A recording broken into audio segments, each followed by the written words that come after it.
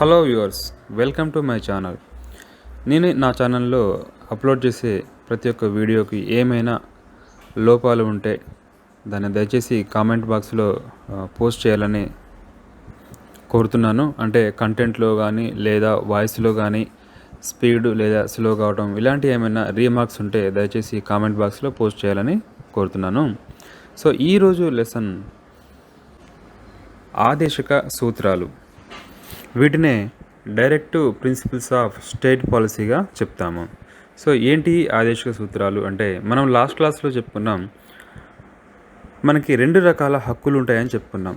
ఒకటేంటి, న్యాయ రక్షణ ఉండే హక్కులు, అవి ప్రాథమిక హక్కులు. అండ్ సెకండ్ వన్ ఈజ్ న్యాయ రక్షణ లేని హక్కులు, వాటినే ఆదేశక సూత్రాలుగా చెప్తామన్నమాట. సో వీటి గురించి ఈరోజు క్లాస్లో చెప్పుకుందాం. సంక్షేమ రాజ్య స్థాపనే ధ్యేయంగా ఆదేశక సూత్రాలను భారత రాజ్యాంగంలోని 4వ భాగంలో 36 నుండి 51 వరకు గల నిబంధనలో పొందుపరచడం అనేది జరిగింది. Third part of Indian constitution article 36 to 51 ఈ ఆర్టికల్స్ అనేవి భారత రాజ్యాంగంలోని ఆదేశక సూత్రాల గురించి వివరిస్తున్నాయి. ఈ ఆదేశక సూత్రాలను ఐర్లాండ్ రాజ్యాంగం నుండి స్వీకరించడం జరిగింది. అంటే భారత రాజ్యాంగంలోకి ఆదేశక సూత్రాలని ఏ రాజ్యాంగం ద్వారా స్వీకరించారు అంటే ఐర్లాండ్ రాజ్యాంగం ద్వారా స్వీకరించడం అనేది జరిగింది.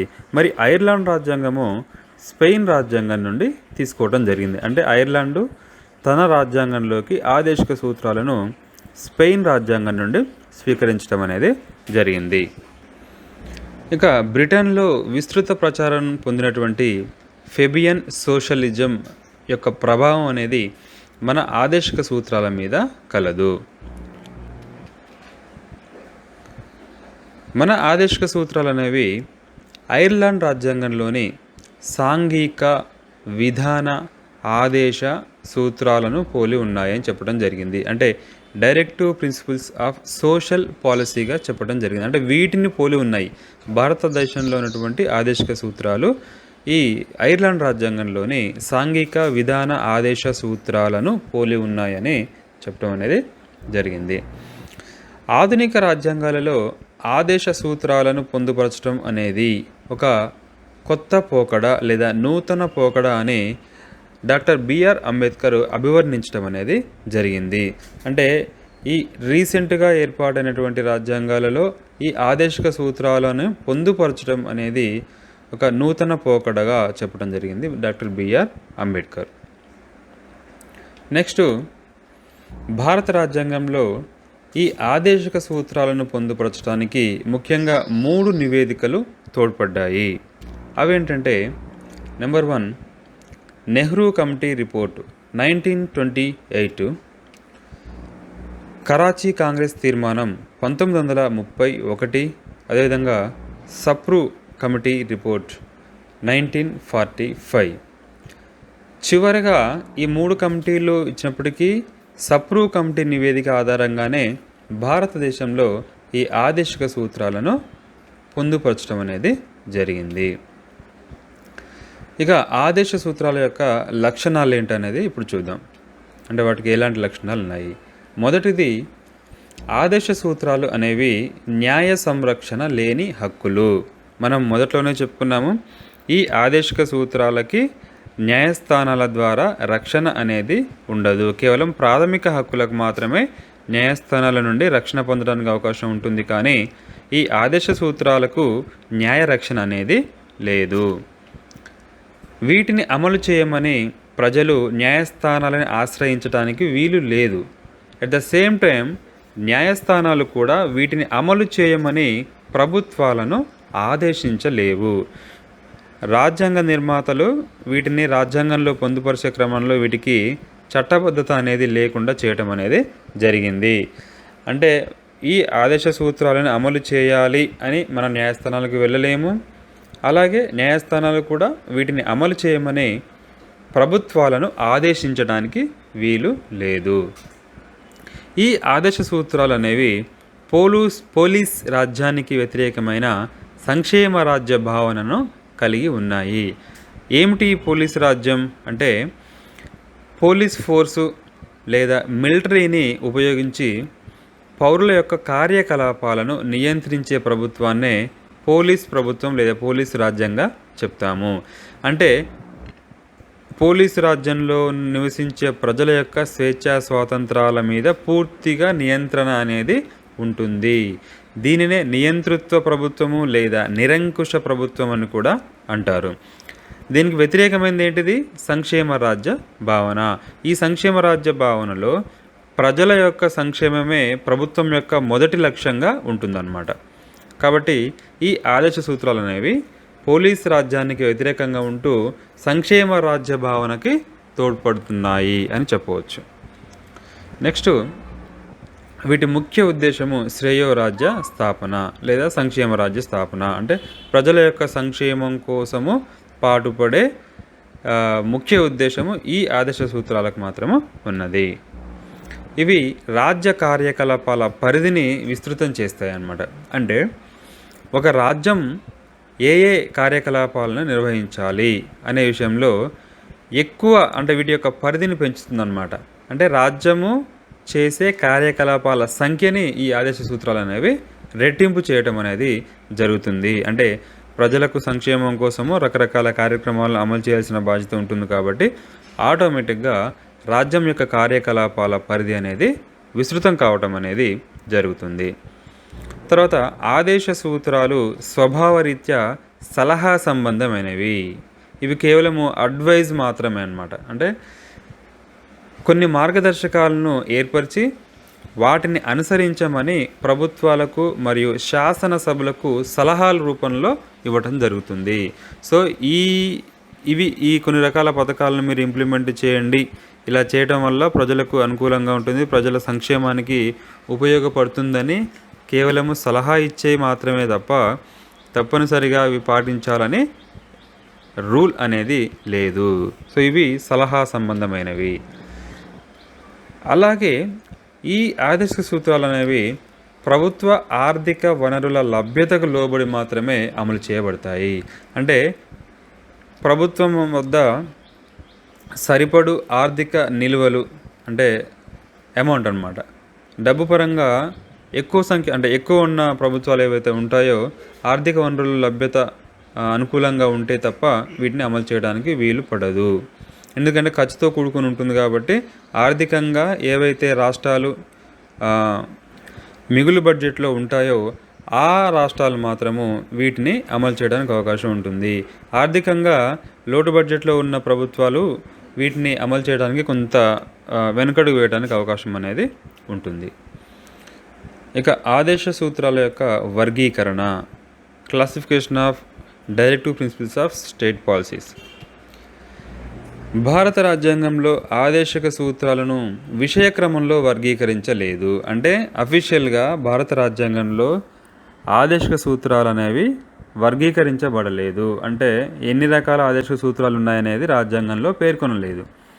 దీంతో ప్రముఖ ప్రభుత్వ పాలనా శాస్త్రవేత్త అయినటువంటి ప్రొఫెసర్ ఎంపి శర్మ మరియు ఎంఎన్ జోషి వంటి వారు ఈ సూత్రాల యొక్క మౌలిక స్వభావాన్ని ఆధారంగా చేసుకొని వీటిని 3 రకాలుగా వర్గీకరించడం అనేది జరిగింది.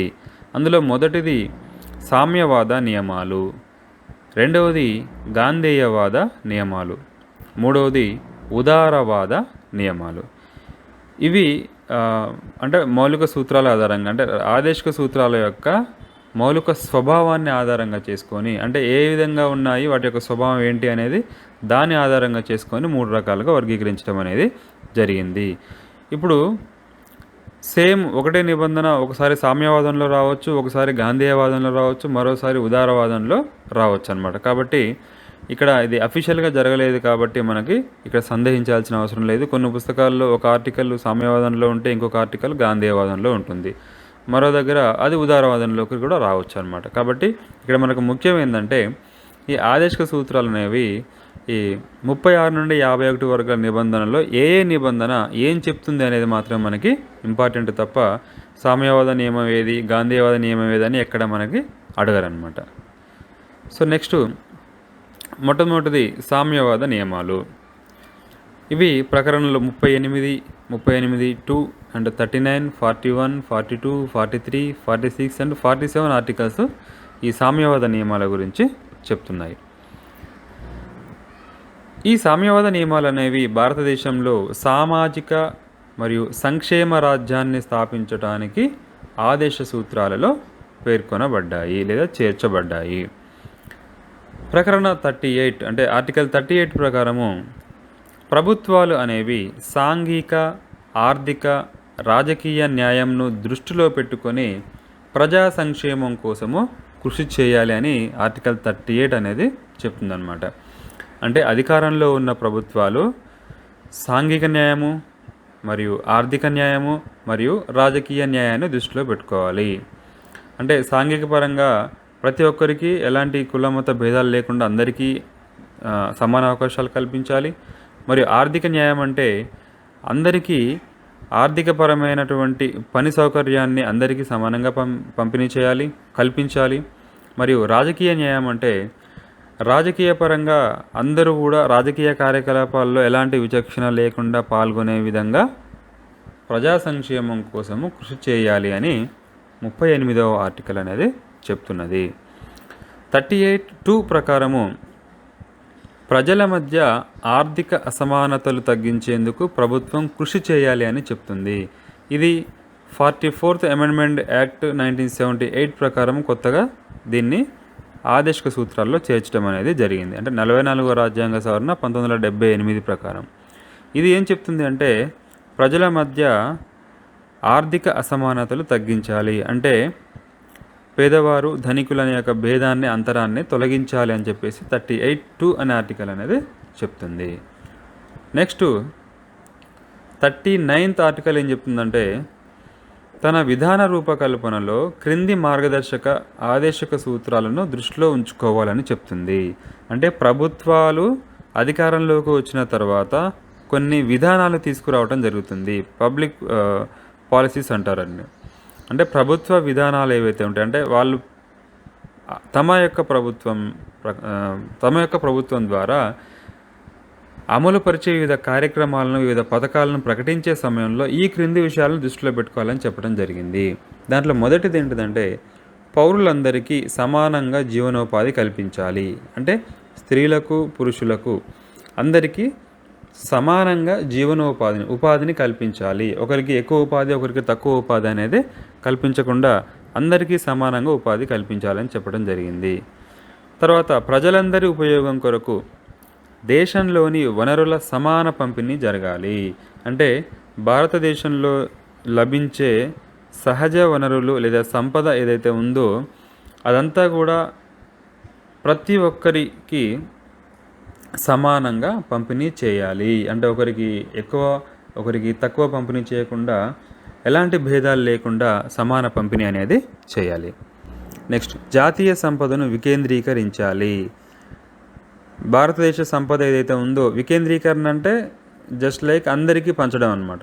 అంటే ధనిక వర్గం, పేద వర్గం అనే తేడా లేకుండా భారతదేశంలో ఉండే ప్రతి ఒక్కరికి కూడా జాతీయ సంపదను వికేంద్రీకరించాలి. స్త్రీ పురుషులకు సమాన వేతనాలు. మనం చూస్తూ ఉంటాం, స్త్రీలకు ఒక వేతనం ఉంటుంది, పురుషులకు ఒక వేతనం ఉంటుంది.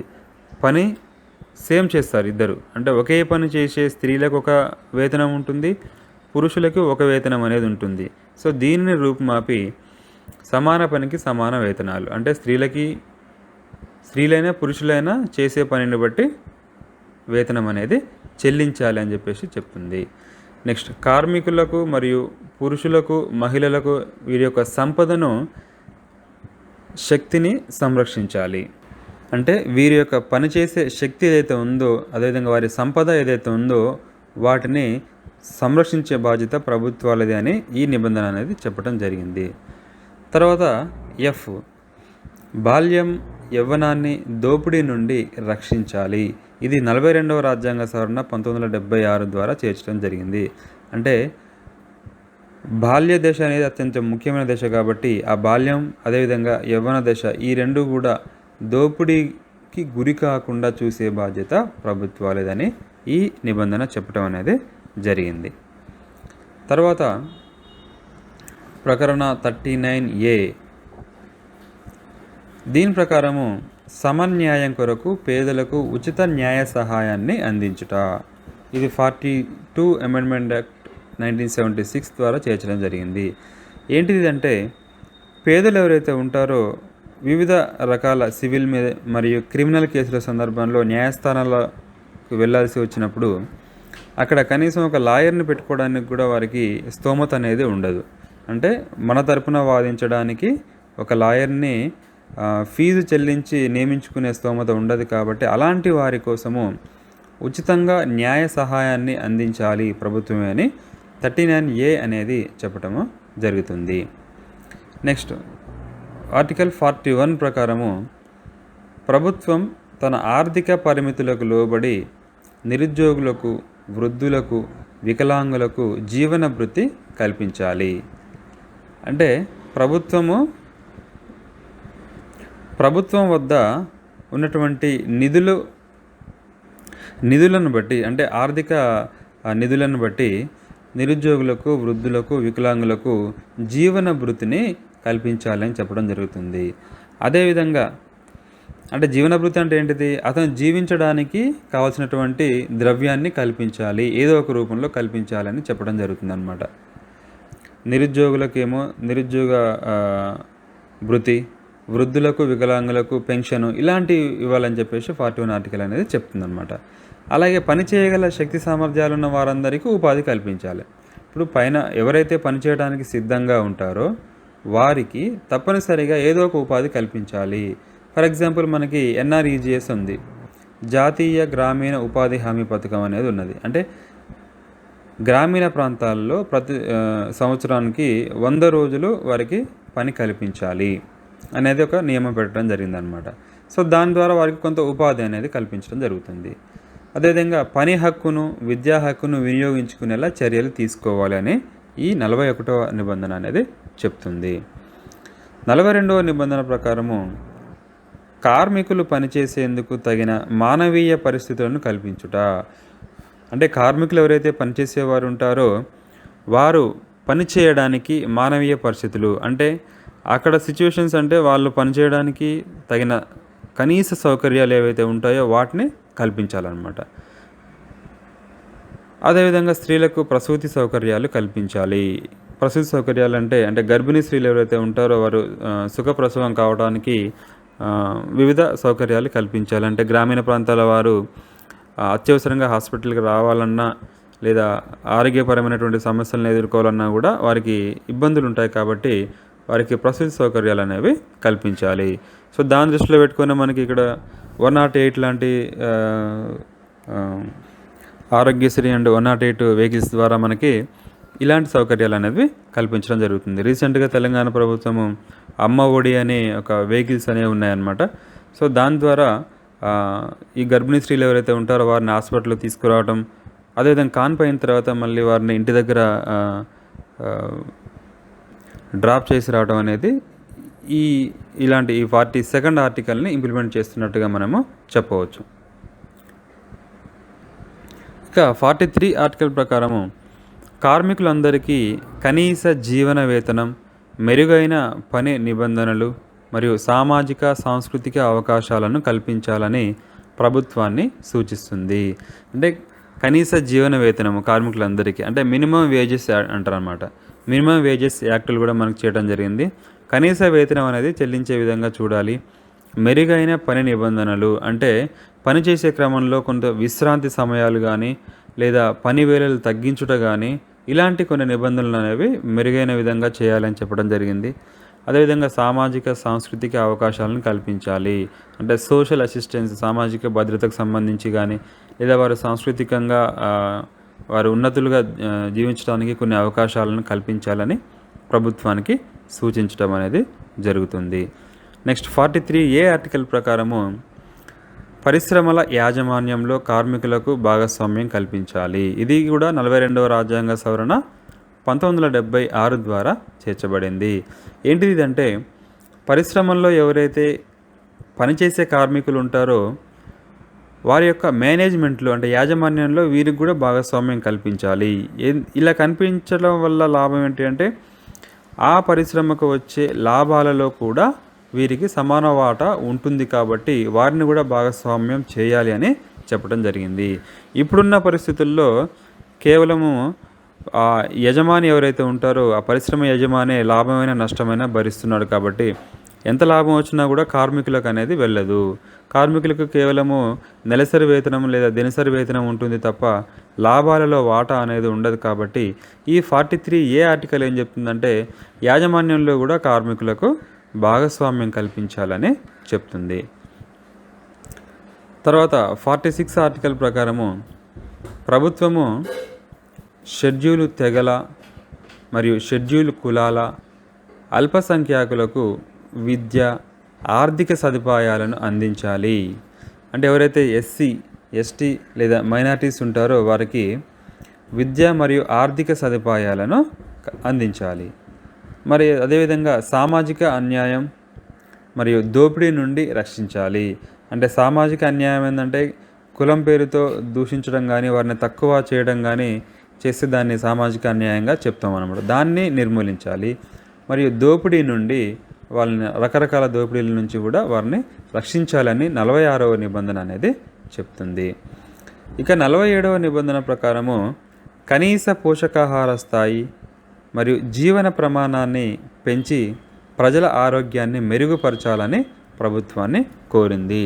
అంటే పోషకాహార స్థాయి అంటే ఒక వ్యక్తి ఆరోగ్యవంతంగా జీవించాలంటే కొన్ని మినిమం పోషకాలు అనేవి ప్రతి మనిషికి కూడా అవసరం అన్నమాట. సో మరి అలాంటి పోషకాలని ప్రజలకు అందించి ప్రజల యొక్క ఆరోగ్యాన్ని కాపాడాలి అని ప్రభుత్వాన్ని కోరుతుంది. దీంట్లో భాగంగానే మనకి ఈ అంగన్వాడీ కేంద్రాలు ఏవైతే ఉన్నాయో ఆ అంగన్వాడీ కేంద్రాల ద్వారా అంటే గర్భిణులకు కానీ లేదా బాలింతలకు కానీ లేదా చిన్నారులకు అంటే 5 సంవత్సరాల లోపు పిల్లలు ఎవరైతే ఉంటారో వారికి పోషకాహారాన్ని అందించడం అనేది జరుగుతుంది. అంటే వారానికి ఒక మెనూ ప్రకారము ప్రతి ఒక్కరికి కూడా ఈ అంగన్వాడీ కేంద్రాల ద్వారా పంపిణీ చేయడం అనేది జరుగుతుంది. తద్వారా వారి యొక్క జీవన ప్రమాణం అనేది పెరగడానికి అవకాశం ఉంటుంది. ఎప్పుడైతే మనకి ఆరోగ్యానికి కావాల్సిన కనీస పోషకాలు లేనట్లయితే వారిలో ఎదుగుదల అనేది సరైన ఎదుగుదల అనేది లోపించి పిల్లలైనా కానీ పెద్దలైనా కానీ తొందరగా వ్యాధుల బారిన పడడానికి అవకాశం అనేది ఉంటుందన్నమాట. తర్వాత రెండవది గాంధేయవాద సూత్రాలు. ఇవి 40, 43, 46, 47, 48, 48A, 49 ఆర్టికల్స్ ఈ గాంధేయవాద సూత్రాల గురించి తెలియజేస్తున్నాయి. ఈ గాంధేయవాద సూత్రాలు అనేవి భారతదేశంలో ఆదర్శ పరిపాలనను అందిస్తాయి అని చెప్పడం జరిగింది.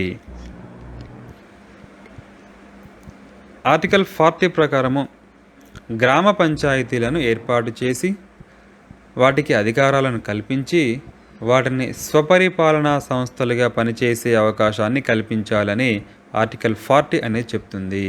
ఇది చాలా ముఖ్యమైన ఆర్టికల్. మనకి కాంపిటేటివ్ ఎగ్జామ్స్లో కూడా ఈ ఆర్టికల్ గురించి తరచూ అడుగుతూ ఉంటారు. మహాత్మా గాంధీ యొక్క భావాలకు అనుగుణంగా ఉండే సూత్రాలే ఈ గాంధేయవాద సూత్రాలు. అందులో మొదటిది ఏంటంటే గ్రామ పంచాయతీలను ఏర్పాటు చేయాలి. అంటే అతను చెప్పే మాట ఏంటంటే గ్రామ పంచాయతీలు ఎప్పుడైతే అభివృద్ధి పదంలో ఉంటాయో అప్పుడు మాత్రమే భారతదేశం అనేది అభివృద్ధి పదంలో నడుస్తుంది అని చెప్పడం జరుగుతుంది. కాబట్టి ముందుగా గ్రామ పంచాయతీలను ఏర్పాటు చేసి వాటికి అధికారాలను కల్పించి సొంతంగా పరిపాలించుకునే సంస్థలుగా చేయాలి అని చెప్పడం జరిగింది. సో దీన్ని దృష్టిలో పెట్టుకుని భారతదేశంలో 1993లో 73 మరియు 74వ రాజ్యాంగ సవరణలు చేసి గ్రామ పంచాయతీలకు చట్టబద్ధత కల్పించడం జరిగింది. అదేవిధంగా పట్టణ స్థానిక ప్రభుత్వాలకు కూడా 74వ రాజ్యాంగ సవరణ ప్రకారము ఈ చట్టబద్ధత కల్పించి కొన్ని అధికారాలను కల్పించి తద్వారా స్వపరిపాలనా సంస్థలుగా మార్చడం అనేది జరిగింది. తర్వాత 43వ నిబంధన ప్రకారము గ్రామీణ ప్రాంతాలలో కుటీర పరిశ్రమలు స్థాపించడానికి ప్రభుత్వాలు కృషి చేయాలి అని చెప్పడం జరిగింది. కుటీర పరిశ్రమలు అంటే ఎలాంటి విద్యుత్ లేకుండా అతి కొద్ది మందితో నడిచే పరిశ్రమలు ఏవైతే ఉంటాయో వాటిని కుటీర పరిశ్రమలుగా చెప్తాం. వాటిని కుట్లు, అల్లికలు లేదా రకరకాల బుట్టలు అల్లటము ఇలాంటి చిన్న చిన్న పరిశ్రమలు ఉంటాయన్నమాట. సో తద్వారా ఏంటంటే గ్రామీణ స్థాయిలో స్వయం ఉపాధి పొందడానికి అవకాశం అనేది ఉంటుంది. అంటే ఎవరి మీద ఆధారపడకుండా తమకు తామే సొంతంగా ఏదో ఒక ఉపాధి పొందటానికి ఈ కుటీర పరిశ్రమలు మనకి దోహదం చేస్తాయి. కాబట్టి 43 ఆర్టికల్ ప్రకారము వీటిని ఏర్పాటు చేయాలని ప్రభుత్వాలకు సూచించడం అనేది జరిగింది. 46వ నిబంధన ప్రకారము బలహీన వర్గాల వారికి ప్రత్యేక శ్రద్ధతో విద్య, ఆర్థిక సదుపాయాలను ఏర్పాటు చేయాలని ప్రభుత్వానికి సూచించడం జరిగిందనమాట. బలహీన వర్గాలు అంటే వారు ఆర్థికంగా, సామాజికంగా ఎవరైతే బలహీన స్థాయిలో ఉంటారో వారికి ఒక స్పెషల్ ఇంట్రెస్ట్తోని, అంటే ప్రత్యేక శ్రద్ధతోని వారికి కావాల్సినటువంటి విద్యా సదుపాయాలు కానీ లేదా ఆర్థిక సదుపాయాలు కానీ కల్పించాలని చెప్పడం జరుగుతుంది. నెక్స్ట్ ఆర్టికల్ 47 ఏం చెప్తుందంటే మద్యము, మత్తు పదార్థాలను నిషేధించడానికి కృషి చేయాలని ప్రభుత్వానికి సూచిస్తుంది. అంటే మద్యం సేవించడం, అదేవిధంగా మత్తు పదార్థాలు అంటే గంజాయి, కొకైన్ లాంటివి ఏవైతే ఉంటాయో వీటిని పూర్తిగా నిషేధించాలి అని చెప్పడం అనేది జరిగింది.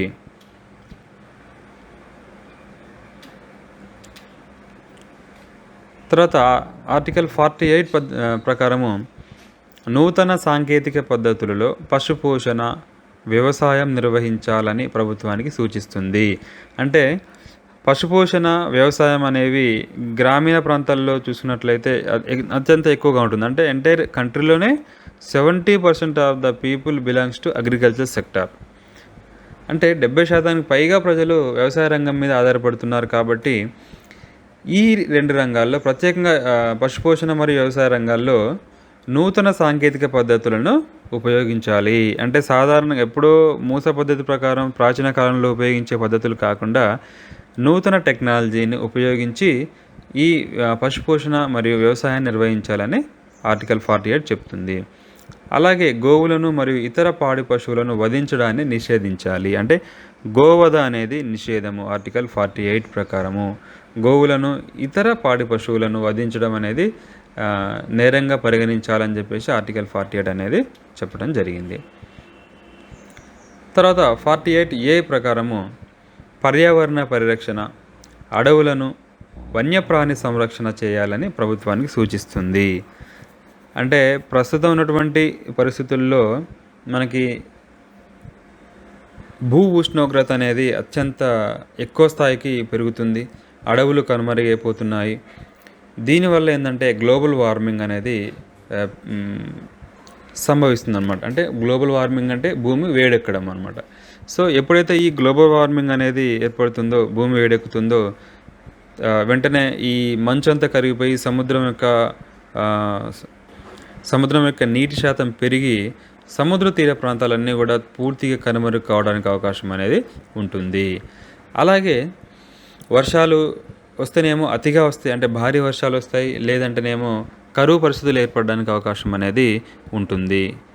ఋతువులు అంటే మనకి ఏదైతే ఋతువులు ఉన్నాయో అవి సక్రమంగా ఉండవు, గతి తప్పిపోతాయి అన్నమాట. అంటే వర్షాలు పడాల్సిన సమయంలో ఎండలు కాయటం, ఎండలు రావాల్సిన సమయంలో వర్షాలు రావటం అనేది ఋతువులు అనేవి ఏ టైంలో రావాల్సిన ఋతువు ఆ టైంలో రాకుండా మనకి ఇబ్బందులు కలగడానికి అవకాశం ఉంటుంది. కాబట్టి ప్రతి ఒక్కరూ కూడా పర్యావరణాన్ని పరిరక్షించి అడవులను మరియు వన్యప్రాణి సంరక్షణ చేయాలని 48A ఆర్టికల్ అనేది చెప్తుంది. ఇది కూడా 42nd అమెండ్మెంట్ యాక్ట్ 1976 ద్వారా దీనిలో చేర్చడం అనేది జరిగింది. ఇక 49వ నిబంధన ప్రకారము కళాత్మక నైపుణ్యం, చారిత్రక ప్రాముఖ్యం కలిగిన స్థలాలను, కట్టడాలను పరిరక్షించాలని చెప్పడం జరుగుతుంది. అంటే చారిత్రక హిస్టారికల్ ప్లేసెస్ ఏవైతే ఉంటాయో వాటిని మరియు ప్రాచీన కట్టడాలను కూడా ప్రతి ఒక్కరు కూడా పరిరక్షించాలని సూచించడం అనేది జరిగింది. అది మనకు సంపదగా చెప్తాం అనమాట. అంటే మన పూర్వీకులు నిర్మించినటువంటి చారిత్రక ప్రాముఖ్యత ఉన్నటువంటి కట్టడాలు ఏవైతే ఉంటాయో, స్థలాలు ఏవైతే ఉంటాయో వాటన్నింటినీ రక్షించుకోవటము మన యొక్క బాధ్యత, అదేవిధంగా ప్రభుత్వాల బాధ్యతగా సూచించడం అనేది జరిగింది. ఇక 3వ సూత్రాలు ఉదారవాద సూత్రాలు. ఇవి 44 అండ్ 45, 50, 51 ఆర్టికల్స్ ద్వారా మనకి వీటిని వివరించడం అనేది జరుగుతుంది. ఈ సూత్రాలు స్వతంత్ర న్యాయ వ్యవస్థ మరియు అంతర్జాతీయ శాంతి మొదలగు వాటి సహకారానికి సంబంధించినవి. అంటే ఇండిపెండెంట్ జ్యుడిషియరీ స్వతంత్ర న్యాయశాఖ మరియు ఇంటర్నేషనల్ పీస్ అన్నమాట. అంటే అంతర్జాతీయ శాంతికి సంబంధించి ఈ ఉదారవాద సూత్రాలని ఏర్పాటు చేయడం జరిగింది. ప్రకరణ 44 ప్రకారము దేశవ్యాప్తంగా ఉమ్మడి పౌరస్మృతిని అమలు చేయాలని ప్రభుత్వానికి సూచిస్తుంది. అంటే కామన్ సివిల్ కోడ్ అని చెప్తాం అన్నమాట. కామన్ సివిల్ కోడ్ అంటే ఉమ్మడి పౌరస్మృతి. ఈ ప్రజెంటు ముస్లింలకి ఒక పౌరస్మృతి ఉంది, హిందువులకి ఒక పౌరస్మృతి అనేది ఉంది. అంటే బ్రిటిష్ కాలం నాటి నుంచి అమల్లో ఉంది కాబట్టి అలా కాకుండా భారతీయులందరికీ ప్రతి ఒక్కరికి అంటే దేశవ్యాప్తంగా ఏ మతంతో సంబంధం లేకుండా అందరికీ వర్తించే విధంగా ఒకే పౌరస్మృతి ఉండాలి అని చెప్పేసి ప్రకరణ 44 అనేది చెప్తుంది. నెక్స్ట్ ప్రస్తుతం ఉన్నటువంటి ఈ ఎన్డీఏ గవర్నమెంట్లో తదుపరి చర్య ఏంటంటే ఈ ఉమ్మడి పౌరస్మృతిని తీసుకురావాలని చెప్పేసి వారి యొక్క ఎజెండాలో ఉన్నదన్నమాట. నెక్స్ట్ 45 ఆర్టికల్ ఏం చెప్తుందంటే బాల్యంలో పిల్లల సంరక్షణ మరియు పిల్లలందరికీ 6 సంవత్సరాల వరకు పూర్వ ప్రాథమిక విద్యను ప్రభుత్వం అందించాలని సూచిస్తుంది. అంటే ప్రీ ప్రైమరీ ఎడ్యుకేషన్ అనేది ప్రభుత్వమే ఉచితంగా అందించాలని ఈ 45 ఆర్టికల్ చెప్తుంది. సో ఈ ఆర్టికల్ని బేస్ చేసుకొని 2002 సంవత్సరంలో 86వ రాజ్యాంగ సవరణ చేసి 6 నుండి 14 సంవత్సరముల బాలబాలికలకు ఉచిత నిర్బంధ విద్య అందించాలి అని చెప్పేసి ఒక చట్టం చేయడం జరిగింది. ఇది ప్రాథమిక హక్కుల్లోని 21 నిబంధనలో పొందుపరిచారు మరియు ప్రాథమిక విధుల్లో 11వ ప్రాథమిక విధిగా ఈ 6 నుండి 14 సంవత్సరముల బాలబాలికలకు ఉచిత నిర్బంధ విద్య అందించడము తల్లిదండ్రుల బాధ్యతగా ఈ ప్రాథమిక విధుల్లో కూడా చేర్చడం అనేది జరిగింది. నెక్స్ట్ 50వ అధికరణ ప్రకారము కార్యనిర్వాహక శాఖ నుండి న్యాయశాఖను వేరు చేయాలి. మనం గత క్లాసుల్లో చెప్పుకున్నాము. ప్రభుత్వాంగాలైనటువంటి శాసన నిర్మాణ శాఖ, కార్యనిర్వాహక శాఖ ఏవైతే ఉంటాయో వీటికి పూర్తి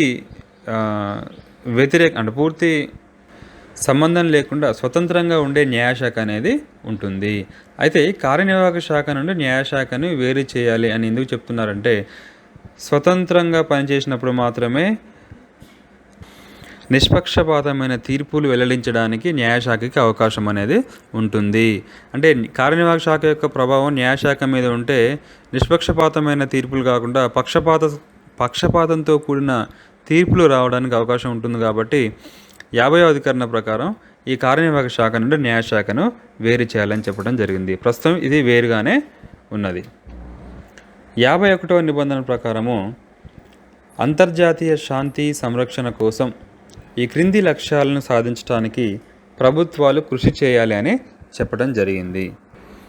అంటే ఇంటర్నేషనల్ పీస్ ప్రపంచ దేశాలన్నీ కూడా శాంతి సామరస్యంగా ఉండడానికి ఈ క్రింది లక్ష్యాలను ప్రభుత్వం సాధించాలని చెప్పడం జరిగింది. దాంట్లో 51 నిబంధన ప్రకారం అంతర్జాతీయ శాంతి భద్రతలను పెంపొందించాలి. అంటే ఇంటర్నేషనల్గా లా అండ్ ఆర్డర్ ఏదైతే ఉంటుందో దాన్ని తప్పనిసరిగా కాపాడే విధంగా చూడాలి. 51 ప్రకారము ఇతర దేశాలతో సత్సంబంధాలను కొనసాగించాలి. అంటే మంచి సంబంధాలను కొనసాగించాలి. అంటే మన పక్క రాష్ట్రాలు అదేవిధంగా ఒక రాష్ట్రం అనేది పక్క రాష్ట్రాలతో మంచి సంబంధాలతో ఉండాలి. ఒక దేశం అన్నప్పుడు పక్క దేశాలతోనే మంచి సంబంధాలను మెయింటైన్ చేయాలి. ఎట్లయితే మనం నివసించే ప్రదేశంలో మన ఇరుగు పొరుగు వారితో ఏ విధంగా అయితే మంచి సంబంధాలని మెయింటైన్ చేస్తామో అట్లాగే దేశం కూడా ఇతర దేశాలతోని మంచి సంబంధాలను కొనసాగించినప్పుడు మాత్రమే మన దేశానికి సంబంధించిన ఏదైనా అవసరం ఉన్నప్పుడు వేరే దేశాల నుంచి దిగుమతి చేసుకుంటాము. మన దగ్గర ఎక్కువ ఉన్నటువంటి వస్తువుల్ని వేరే దేశాలకి ఎగుమతి చేయడానికి అవకాశం అనేది ఉంటుంది.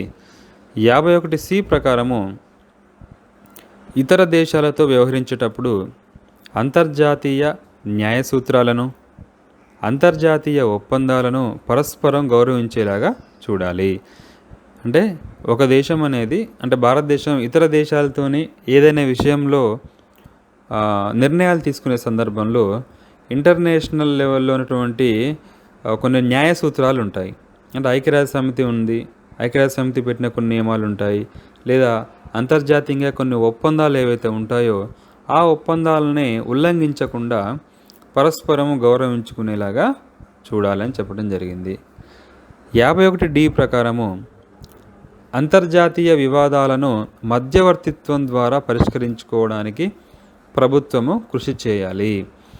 అంటే భారతదేశము వేరే దేశంతో ఏదైనా వివాదం ఉంటే, అంటే రెండు దేశాల మధ్య మధ్యవర్తిత్వం ద్వారా, అంటే మీడియేషన్ ద్వారా వేరే దేశాన్ని మధ్యవర్తిగా పంపించి ఆ మధ్యవర్తిత్వం ద్వారానే సమస్యలను పరిష్కరించుకోవాలి తప్ప ఆ సమస్యల్ని పెంచుకొని ఒక దేశం ఇంకో దేశాల మధ్య శాంతి భద్రతల్ని నీరుగార్చకుండా ఉండాలి అని చెప్పడం జరిగింది.